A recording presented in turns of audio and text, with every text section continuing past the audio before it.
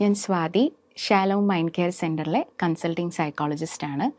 കഴിഞ്ഞ 10 വർഷമായിട്ട് കുഞ്ഞുങ്ങളിൽ ഉണ്ടാകുന്ന ഡെവലപ്മെൻ്റൽ ഇഷ്യൂസ്, സൈക്കോളജിക്കൽ ഇഷ്യൂസ്, ഈ കാര്യങ്ങളെയാണ് ഞാൻ കൂടുതലായിട്ടും അഡ്രസ്സ് ചെയ്യുന്നത്.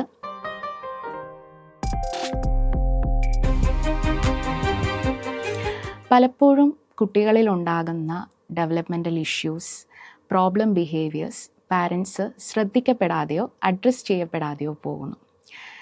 കഴിഞ്ഞ എൻ്റെ ക്ലിനിക്കൽ എക്സ്പീരിയൻസിലെല്ലാം കണ്ടുവരുന്നൊരു പ്രവണത, ഒരു അഡോളസൻസ് ടൈം ആകുമ്പോൾ ടീനേജിൽ ഉണ്ടാകുന്ന പെരുമാറ്റ വൈകല്യങ്ങളും അക്കാഡമിക് ചലഞ്ചസൊക്കെ വരുന്ന സമയത്താണ് കൂടുതലും കുഞ്ഞുങ്ങളുമായിട്ട് പാരൻസ് ക്ലിനിക്കിലേക്ക് വരുന്നത്. എന്നാൽ ഈ കാര്യങ്ങളെല്ലാം തന്നെ ഒരു ഏർലി ചൈൽഡ്ഹുഡിൽ അഡ്രസ്സ് ചെയ്യേണ്ടതും അതിനാവശ്യമായൊരു ട്രീറ്റ്മെൻറ്റ് ലഭിക്കേണ്ടതും വളരെ അത്യാവശ്യമായിട്ടുള്ളൊരു കാര്യമാണ്. ഏർലി ചൈൽഡ്ഹുഡ് എക്സ്പീരിയൻസസ് നമ്മുടെ പേഴ്സണാലിറ്റിയെ ഒത്തിരി അധികം ഇൻഫ്ലുവൻസ് ചെയ്യുന്നു.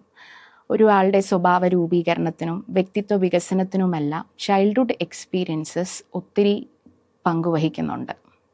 അതുപോലെ തന്നെ കുട്ടികളിൽ ഉണ്ടാകുന്ന ഡെവലപ്മെൻറ്റൽ ഡിലേ, ഉദാഹരണത്തിന് സംസാരിക്കാൻ വൈകുന്നു, സോഷ്യൽ സ്കിൽസ് തക്ക സമയത്ത് ഡെവലപ്പ് ആകുന്നില്ല, behaviour problems like hyper activity, inattention, ഇതെല്ലാം ഏർലി ചൈൽഡ്ഹുഡിൽ തന്നെ ഐഡൻറ്റിഫൈ ചെയ്യുകയും അത് ട്രീറ്റ്മെൻറ്റിന് വിധേയമാക്കേണ്ടതും അത്യാവശ്യമാണ്. കാരണം ഏർലി ഇൻ്റർവെൻഷൻ കുട്ടികളുടെ ഡെവലപ്മെൻറ്റൽ പൊട്ടൻഷ്യലിനെ മാക്സിമൈസ് ചെയ്യാനും ലൈഫിൽ മുന്നോട്ടുള്ള സ്കിൽസ് ഡെവലപ്പ് ചെയ്യാനും ഒത്തിരി സഹായിക്കും.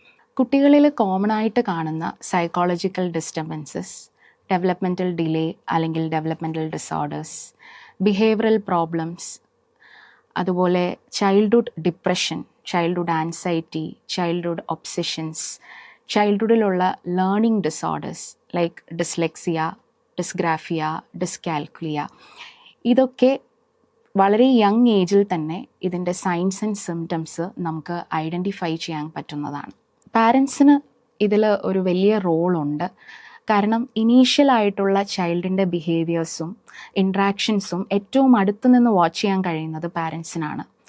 അപ്പോൾ പാരൻസ് കുട്ടികളിൽ ഒരു പെർസിസ്റ്റൻറ്റ് സാഡ്നെസ് കാണുകയോ അല്ലെങ്കിൽ ഒരു ഹൈപ്പർ ആക്ടിവിറ്റി, ഇൻഅറ്റൻഷൻ, കുട്ടികൾ മറ്റു കുട്ടികളുമായി ചേർന്ന് കളിക്കുന്നില്ല, അവരുടെ ടോയ്സ് ഷെയർ ചെയ്യുന്നില്ല, ഇങ്ങനെയുള്ള കാര്യങ്ങൾ കാണുമ്പോൾ അത് ശ്രദ്ധയിലെടുക്കുകയും അതിന് തക്കതായിട്ടുള്ളൊരു പ്രൊഫഷണൽ ഹെൽപ്പ് സീക്ക് ചെയ്യേണ്ടതുമാണ്.